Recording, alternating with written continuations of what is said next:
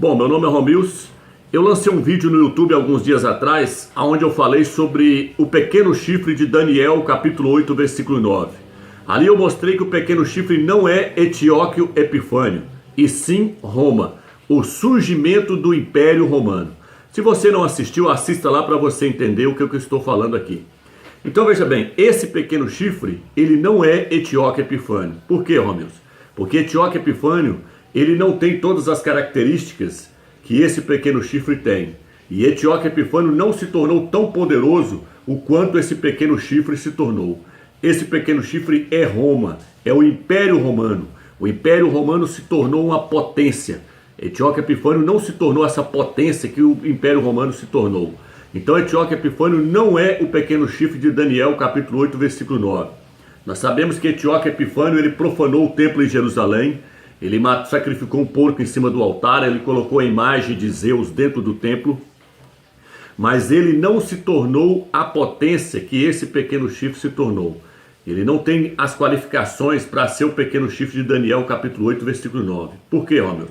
Porque o pequeno chifre de Daniel, capítulo 8, versículo 9, ele vai até o fim dos tempos. É isso que está. Se você ler o capítulo todinho, você vai ver que o pequeno chifre, ele vai permanecer até na volta do Mashiach. Então esse pequeno chifre é o Império Romano, ele não é Eteóquio Epifânio. Vamos lá, hoje eu quero estar falando novamente sobre o pequeno chifre de Daniel, capítulo 8, versículo 9. Eu estou aqui com os documentos que eu quero estar mostrando para os irmãos e quero estar mostrando o porquê que esse pequeno chifre é Roma. Vou estar falando mais uma vez sobre o pequeno chifre. Eu sei que eu já lancei alguns vídeos falando sobre isso, mas eu vou estar falando novamente sobre o pequeno chifre de Daniel, capítulo 8, versículo 9. E eu quero dar mais ênfase no versículo 14, onde fala sobre as 2.300 tardes e manhãs. Por quê, Romils? Porque eu creio que essas 2.300 tardes e manhãs são, na verdade, 2.300 anos. A Escritura nos dá margem para interpretarmos dessa forma. Onde está isso? Está no livro de Ezequiel, capítulo 4, versículo 1 em diante. Ali nos mostra que dias são, na verdade, anos. No livro de Números também, capítulo 14, fala que dias são interpretados como sendo anos. Então eu acredito que as 2.300 tardes são, na verdade, 2.300 anos. E através deste estudo eu quero estar mostrando para você o quão próximo nós estamos da manifestação do anticristo, do filho da perdição, do antimachia e do início da grande tribulação. Por quê? Porque no capítulo 14, versículo 14 fala que depois das 2.300 tardes, depois dos 2.300 anos, o santuário será purificado.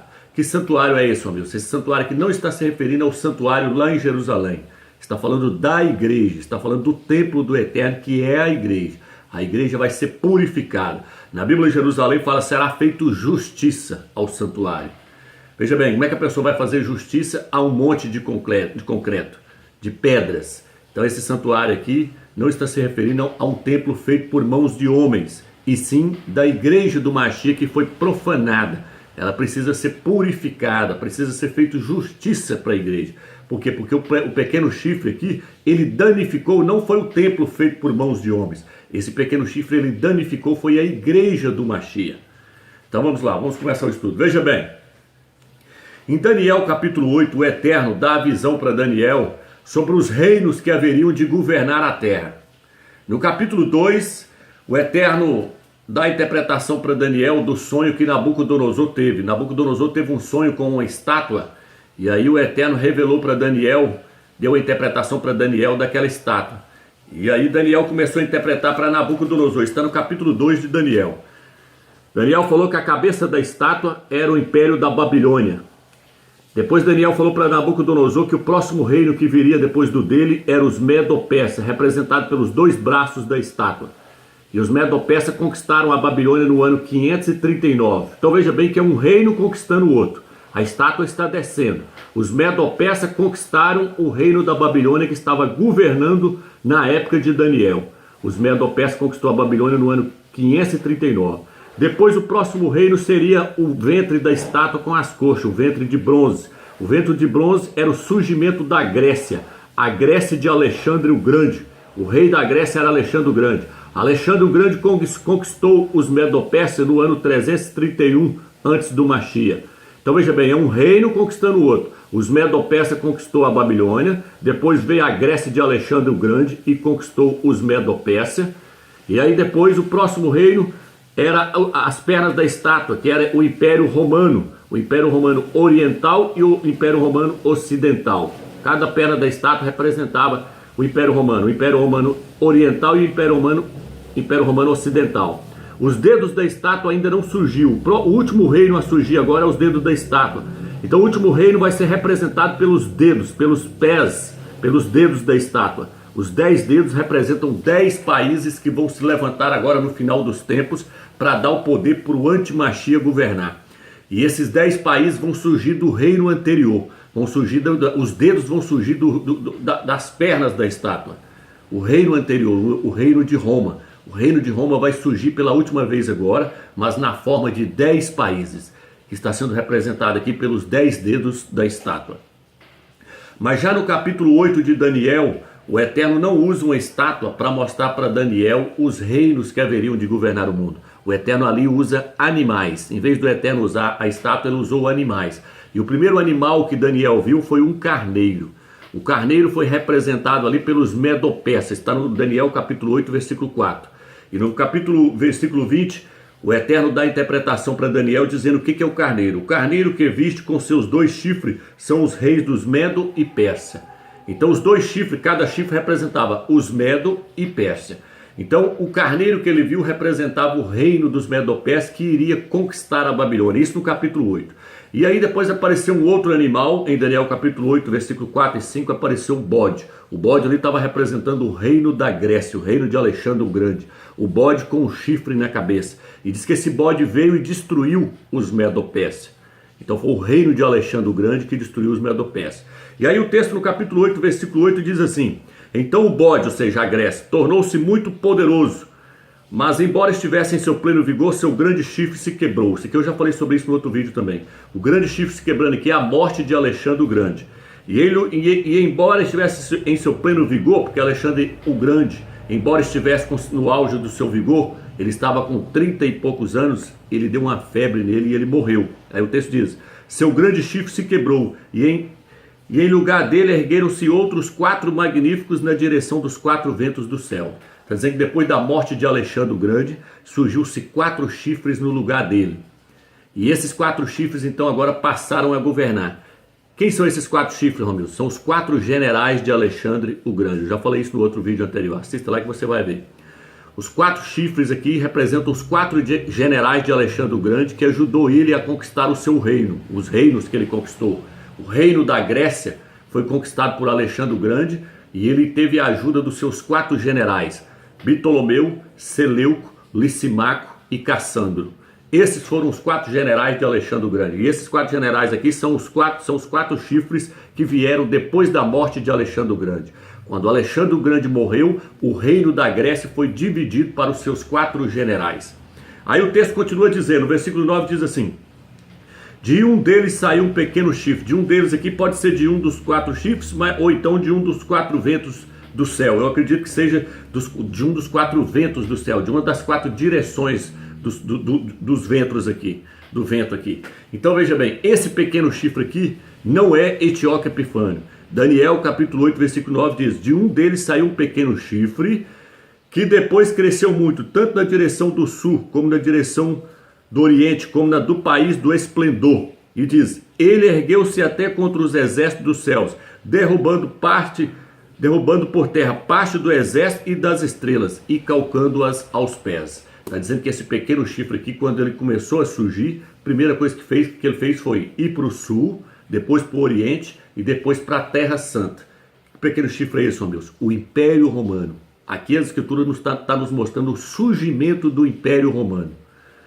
E nós temos que respeitar as profecias. Por quê? Porque se você pegar Daniel capítulo 7, você vai ver também falando de outros animais. Você vai ver falando do leão, que é a Babilônia, do urso, que é os Medo-Persas, do leopardo, que é Alexandre o Grande, e depois fala de um quarto animal que viria, que é o Império Romano. Então, os impérios eles surgiram na sua ordem. Primeiro Babilônia, depois os Medo-Persas, depois a Grécia e depois Roma. Aqui no capítulo 8, Deu um intervalo aqui para falar do reino de Alexandre o Grande, que foi dividido e foi governado por pouco tempo pelos seus 4 generais. Mas aí logo em seguida surge-se o pequeno chifre, que é Roma, o Império Romano surgindo. E aí diz que esse Império Romano ia fazer o que? Ele ia para o sul, para o Oriente e depois para a Terra Santa. Ia fazer mais o que? Derrubar por terra parte das estrelas dos céus e calcar os pés. Quem são as estrelas dos céus aqui, Rômeus? São os crentes que os imperadores matou na Inquisição. Eu já falei também sobre isso no outro vídeo. Os imperadores, César Nero, Calígula, que foi os imperadores de Roma, jogavam os crentes na arena para os leões comer. César Nero perseguiu muitos crentes. O apóstolo Yohanan, que escreveu o Apocalipse, foi exilado para a ilha de Pátimo. Então os crentes foram perseguidos, foram calcados aos pés por esse chifre. Esse chifre matou muitos crentes. Na Inquisição, por exemplo, a Igreja Católica matou milhares de protestantes, milhares de crentes. Então está dizendo que o pequeno chifre levantou contra as estrelas dos céus, que são os crentes, e calcou aos pés, massacrou, matou os crentes. E aí o texto diz, ele chegou até exaltar-se contra o príncipe do exército. Quem que é o príncipe do exército aqui, homens? É o Machia e Alcha. Esse pequeno chifre não é Etíoque Epifânio, justamente também por causa disso. Porque Etíoque Epifânio não se levantou contra o príncipe do exército. Isso aqui está lá no livro de Juízes, se eu não me engano, capítulo 5. Fala que o príncipe dos exércitos é o filho do Eterno, é o Machia. Etíoque Epifânio não se levantou contra o filho do Eterno. Etíoque Epifânio levantou contra o próprio Eterno, sacrificou um porco em cima do altar, colocou a imagem de Zeus lá dentro do templo de Jerusalém. Mas esse pequeno chifre aqui não. Esse pequeno chifre aqui ele levanta contra o filho do Eterno, contra o Machia. Então diz o quê? O que ele fez? Chegou até a exaltar contra o príncipe do exército, abolindo o seu sacrifício perpétuo e arrasando com o lugar do seu santuário. Tirou o sacrifício do Machia e arrebentou com o seu santuário, com a igreja do Machia. Não é o templo feito de pedras não, meu irmão, é a igreja do Machia. Esse pequeno chifre ele profanou a igreja, ele arruinou a igreja do Machia, tirou o sacrifício do Machia. Olha o que diz? Sobre o sacrifício ele pôs a iniquidade. Algumas traduções já mostrei no outro vídeo que a iniquidade aqui é o porco, o sacrifício do porco.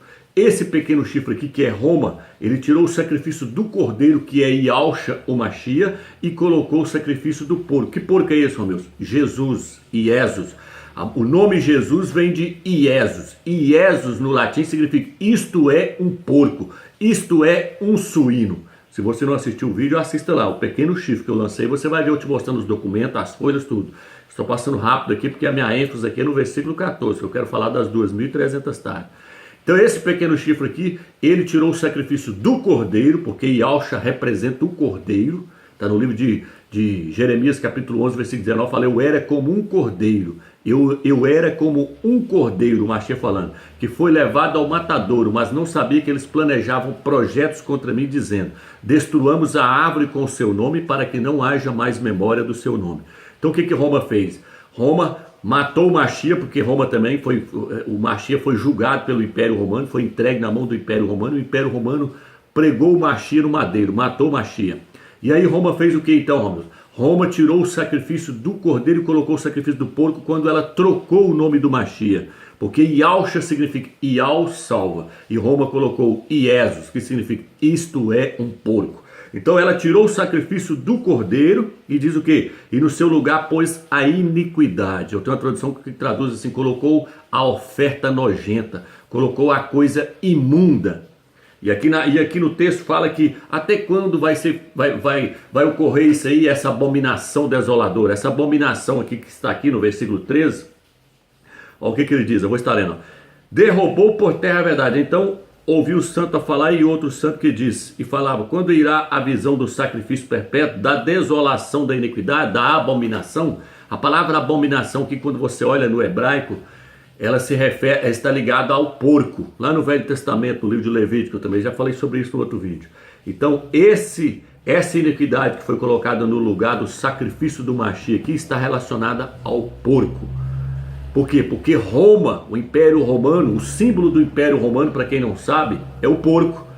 Eles carregavam na sua bandeira, um dos símbolos do Império Romano é o porco. Um é a águia e o outro é o porco. Eles carregavam na sua bandeira, as legiões romanas, os soldados carregavam nas suas bandeiras o símbolo do porco. Só você puxar lá na internet o símbolo do porco e pôr lá a imagem, você vai ver no Google. Vai aparecer o porco lá. Por quê? Porque os próprios soldados romanos, eles eram chamados de porcos. É tanto que quando o Salvador chegou lá para expulsar aquele demônio lá, e ele perguntou para ele, qual é o seu nome? Qual é o seu nome? Ele falou, Legião. Por que ele falou Legião? Porque Legião está relacionada às legiões romanas, aos soldados romanos. Uma legião era uma legião de soldados romanos, eram mais de 4.000 soldados. Nos fala que era 4.200, de 4.200 a 6.000 soldados. Então o Salvador virou e falou assim, qual é o seu nome? Ele disse, Legião. Por quê? Porque legião está relacionada aos soldados romanos. Porque os soldados romanos também eram chamados de porcos. E aí ele virou e falou assim, deixa nós entrarmos naquele bando de porcos, Salvador, pode? E ele saiu do homem e entrou dentro dos porcos. E os porcos se atiraram no mar. Então, os soldados romanos estão relacionados aos porcos. Estão sendo representados pelos porcos na escritura. E Roma, o imperador Constantino, ele sacrificava porco no seu altar em homenagem aos deuses. Então o que Roma fez aqui? Roma tirou o sacrifício do cordeiro Iaush e botou o sacrifício do porco quando ela aceitou esse ídolo lá da Grécia, lá, esse ídolo Esos, que veio de Iesous. Jesus, na verdade, é um presente dos gregos dado aos romanos. E aí os romanos passaram a adorar esse nome, Iesus, significa isto é um porco. Então Roma tirou o sacrifício do cordeiro e no seu lugar colocou a iniquidade, colocou o sacrifício do porco. E o texto diz, com isso derrubou por terra a verdade. Que verdade, Romeu? A verdade de que Yahshua é o mediador entre o Criador e os homens. Ela tirou o verdadeiro Mashiach e colocou um falso, Jesus, Iesus. Jesus é um nome falso. Por isso que o apóstolo Paulo fala, eu quero vos apresentar como virgem pura, mas tenho medo que assim como a serpente seduziu a Eva, assim acontece com vocês, e vocês vão após outro. A igreja caiu no concílio de Nicéia e aceitou o ídolo da Grécia, Iesus, Jesus. Jesus é a oitava maravilha do mundo, está lá no Rio de Janeiro, é um ídolo, o ídolo das nações. Então veja bem, e aqui está nos mostrando isso, que com isso jogou por terra a verdade. Que verdade, amigos? A verdade que Yahshua é o mediador entre o Criador e os homens. Então Roma fez com que a igreja invocasse um ídolo. Por isso que o apóstolo Paulo fala, eu tenho medo que vocês vão após outro, porque se vier alguém pregar um outro Mashiach, um outro Yahshua, ou um outro evangelho, vocês vão acabar abraçando esse evangelho falso. Foi isso que a igreja fez. Então ela jogou Roma, aqui está dizendo que Roma jogou a verdade por terra, na hora que ela tirou o sacrifício do cordeiro, do Mashiach, e colocou um falso no seu lugar, colocou o sacrifício do porco no lugar do sacrifício do cordeiro. Espero que você entendeu. Então vamos lá. Aí o texto diz, então ouviu um santo a falar e outro santo que disse, até quando vai essas coisas? Aí ele responde, até 2.300 tardes e manhãs. Então será feito justiça ao santuário. Que santuário é esse, meu? Essa é a igreja do Mashiach, porque ela se tornou profana. Ela passou a invocar o nome desse ídolo. E no livro de Apocalipse 14, fala que os 144.000, na sua boca não se achou mentira. Lá diz que eles são virgens e na sua boca não se achou mentira. Por quê? Porque eles não invocavam o nome desse ídolo. Eles saíram fora desse ídolo da igreja católica, que é o ídolo Jesus Cristo. Então o ídolo Jesus Cristo veio da grande Babilônia, veio da igreja católica. Então, o que acontece? Esse pequeno chifre aqui é o Império Romano.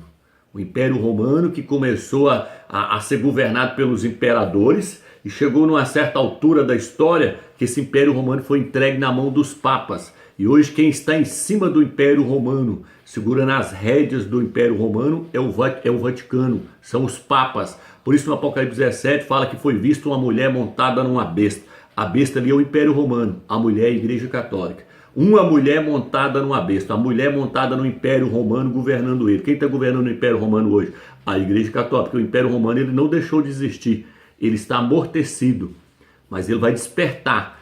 Quando o Império Romano despertar novamente, ele vai vir com a fúria toda na forma de 10 nações, na forma de 10 países. E o anticristo vai surgir no meio desses 10 países. E a Bíblia diz que depois ele vai abater 3 países, vai ficar só com 7. E ele vai fazer o quê? Diz que ele vai tirar a mulher de cima da besta, vai tirar a Igreja Católica de cima do Império Romano para ele passar a governar o Império Romano. Então veja bem, lá no Apocalipse fala assim, o apóstolo Yohanan, o apóstolo João, ele vira e fala assim, eu vi uma besta com 7 cabeças, e ele pega e fala que as 7 cabeças são 7 montes, mas também são 7 reis, não reinos, 7 reis. Ele ainda vira e fala assim, 5 já caíram, 5 reis já morreram. Ele está falando que 5 imperadores já haviam morrido. E ele falou, um existia na época dele. Ele falou, o outro ainda não veio, que é o anticristo, o antimachia. Ele falou, mas quando ele vier, ele vai permanecer pouco tempo. Por quê? Porque o último imperador ele tem que vir, que é o anticristo, o antimachia. Quando ele chegar, quem vai estar em cima do Império Romano? A Igreja Católica. Porque a mulher montada na besta é a Igreja Católica. Ela vai estar governando o Império Romano. O que o anticristo vai fazer? Vai destronar ela, vai jogar ela de cima do Império Romano para ele assumir o Império Romano. Porque o Império Romano sempre foi governado por imperadores. Agora ele está sendo governado por uma mulher, pela Igreja Católica. Lá no Vaticano, Roma, o Vaticano, lá onde o Papa está. O que o texto diz? Apocalipse 17, versículo 16 diz assim, os 10 chifres que viste, e o anticristo e o antimachia, contudo, odiarão a prostituta e a despojarão, deixando-a nua, comerão as suas carnes e a entregarão às chamas. Pois o Criador lhe propôs no coração realizar seu desígnio, entregar sua realeza ao antimachia, até que a palavra do Criador estejam cumpridas. Então veja bem, está dizendo aqui que quando o antimachia, o anticristo chega no poder, ele vai ter que tirar a mulher que está governando o Império Romano hoje. A mulher que está governando o pequeno chifre aqui, que é a Igreja Católica. Então a Igreja Católica é a grande prostituta, é a grande Babilônia que está sobre o Império Romano. Ela precisa ser derrubada. E aí o texto, então, agora voltando para o versículo 14, o texto diz assim, ele respondeu-lhe, até 2.300 tardes manhãs será feita justiça ao santuário, a igreja será purificada. É agora que eu quero te mostrar o quanto nós estamos perto da manifestação do anticristo, do filho da perdição, do antimachia e do início da grande tribulação. Por quê, Romeus? Porque a adventista, a igreja adventista, ela sabe que essas 2.300 tardes representam anos. E ela sabe que esse pequeno chifre aqui também representa o papado, representa a Igreja Católica também, que tirou várias coisas, colocou várias idolatrias, a doutrina da Trindade, tantas outras coisas que ela colocou e com isso jogou a verdade por terra. A adventista sabe disso, só que a adventista pegou a data errada. A adventista começou a calcular no ano 457 antes do Machia e foi até o ano 1840 e pouco, se eu não me engano. Mas eles partiram do princípio errado. Eles pegou a data errada de 457 porque eles achou que deveriam somar a partir da hora que foi dado o decreto para reconstruir Jerusalém. Mas não. Nós não podemos pegar a partir dali. Nós temos que pegar a partir da hora em que o Império Romano se tornou uma potência. A partir da hora que o pequeno chifre começou a ir para o sul conquistar as guerras. Aí nós temos que somar dali para frente mais 2.300 anos. Porque 2.300 tardes, na verdade, essa é a minha interpretação. Quero deixar bem claro aqui. Talvez eu esteja enganado, mas o meu entendimento é esse. Que as 2.300 tardes, elas são anos. O Isaac Newton também entendia dessa forma. Aquele cientista Isaac Newton, que as 2.300 tardes são anos, só porque muitas pessoas entenderam essa questão, mas eles partiram do princípio errado, eles pegaram a data errada. Nós temos que pegar a partir da hora que surgiu o pequeno chifre e mais 2.300 anos para frente. E aí, o que vai acontecer? A igreja vai ser purificada, o Eterno vai usar a grande tribulação para purificar ela. A tribulação, que são 7 anos, vai purificar aqueles que vão ficar na tribulação. Porque só os vencedores é que serão arrebatados. A igreja em massa vai ficar para passar pela tribulação, para ser purificada dos ídolos que ela invocou e da vida que ela levou aqui na terra. Então veja bem. Então nós temos que partir da onde, Romeu? Nós temos que partir do jeito que eu falei aqui. Ó. Aqui está o Império Babilônico, Nabucodonosor. Quando é que ele foi conquistado? No ano 539 pelos Medopés. Quando é que os Medopés foi conquistado pela Grécia? No ano 331. Quando é que Roma conquistou a Grécia? Aqui tem uma data de 186, mas está totalmente equivocado. Vou te mostrar agora com documentos e você corre atrás. Aqui está um documento. Roma Antiga, você pode pular. Ó. Aí o que acontece? Vou estar lendo aqui para você aqui. Ó. Olha o que o texto diz assim. Ó. Depois de Roma dominar o centro da Península Itálica, depois de vencer os Samitas, avança para o sul. E encontro ao povo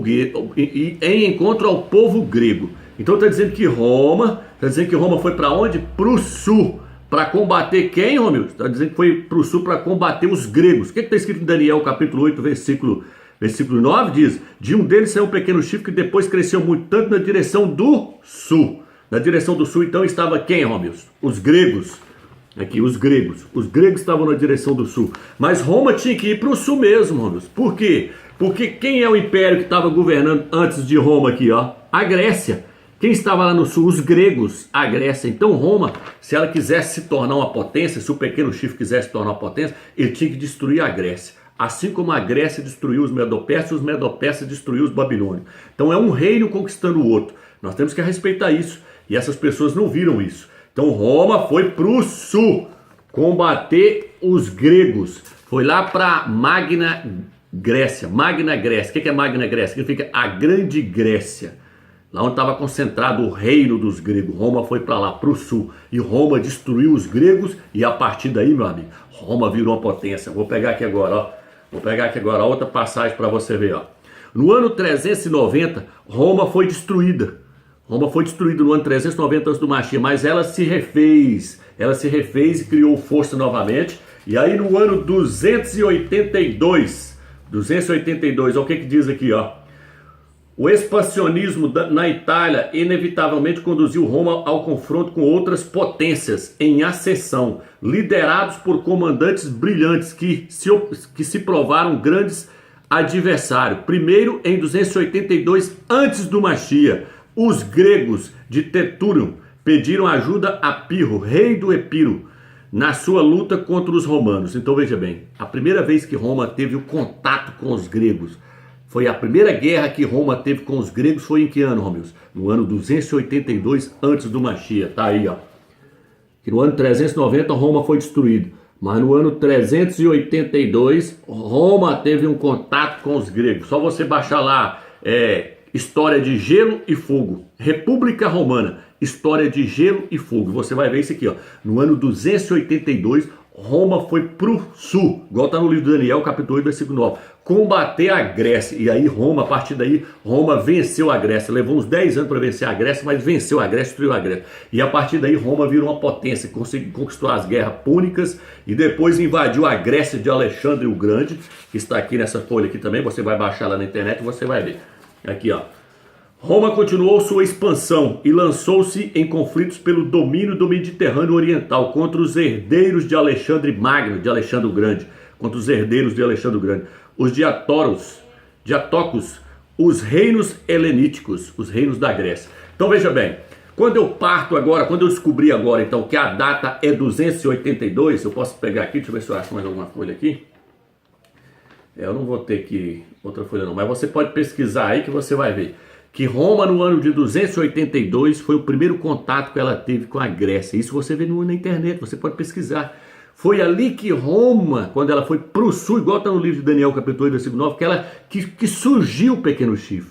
O pequeno chifre surgiu, foi ali. Então como é que os adventistas estão pegando a data lá de 457 antes do Mashiach? Não, só por causa do decreto que foi dado para construir Jerusalém, das 70 semanas que foi decretado para os judeus. As 70 semanas não tem nada a ver com a profecia do pequeno chifre aqui. O pequeno chifre aqui está falando do surgimento dele. É um império vencendo o outro. Os Medo-Persas venceram os babilônicos, depois veio a Grécia de Alexandre no ano 331, venceu os Medo-Persas, e Roma, no ano 282 antes do Mashiach, venceu a Grécia de Alexandre o Grande. Dali para frente, Roma entrou em confronto com eles e Roma foi destruindo tudo. Aí Roma virou a potência. E no ano 63, diz que Roma foi para o país do esplendor, foi lá para Jerusalém. No ano 63 antes do Mashiach, Roma já estava dentro de Jerusalém, governando Jerusalém.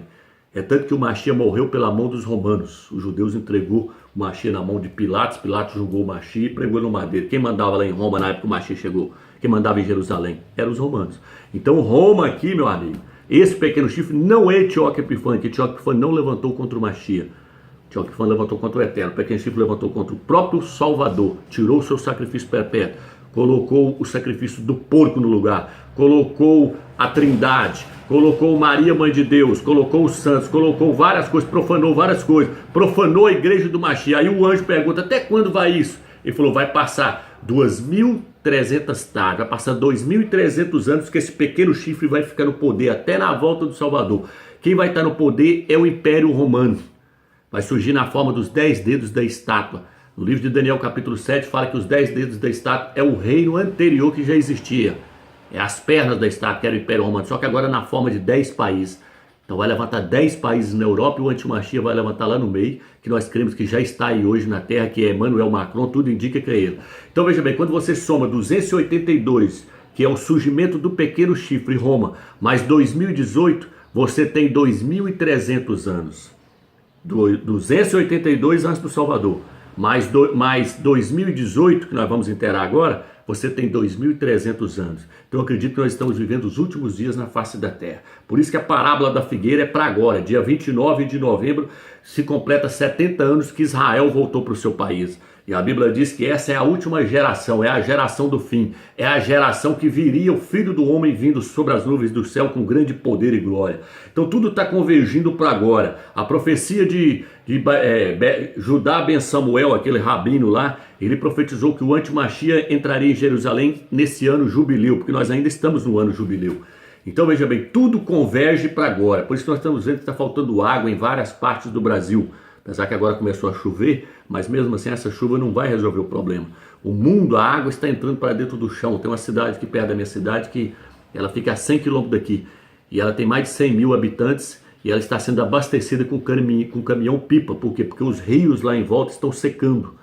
Então você vê os rios secando em várias partes. Lá foi mais de 300 metros por ano, mais de 6 poços artesianos e deu pouca água. Os rios estão secando. Montes Claros, por exemplo, está querendo fazer uma encanação até no Rio São Francisco, mais de 150 quilômetros para buscar água. Brasília, capital do Brasil, já está faltando água, está fazendo rodízio nas cidades satélites, está usando a água do Lago Paranoá.